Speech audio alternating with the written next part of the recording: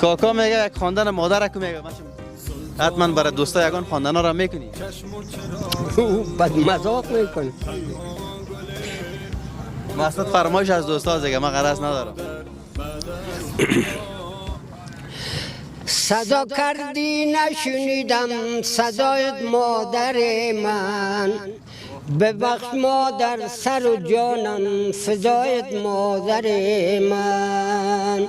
الهی مرگ بیاید من بمیرم مادر من، دلکت جمع شود خاطر من مادر من. الهی مادر من مادر من مادر من، چراغم میخوری از خاطر من مادر من. بچه ها قدر مادر بدانه مادر من، کشد رنج اولاد بیچار مادر مادر من.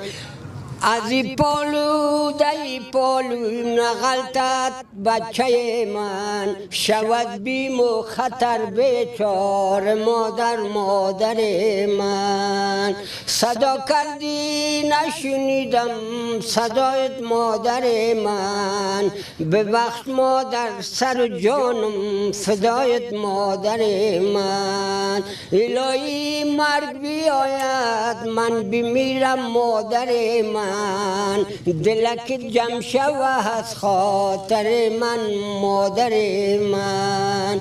الهی مادر من مادر من مادر من، چراغم میخوری از خاطر من مادر من.